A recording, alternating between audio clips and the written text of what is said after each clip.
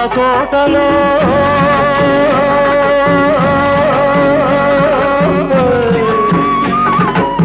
చిత్తరాల తోటలో ఉత్తరాలు దొరికాయి నువ్వు రాశావా నేను రాశానా నాకు నువ్వు రాశావా నీకు నేను రాశానా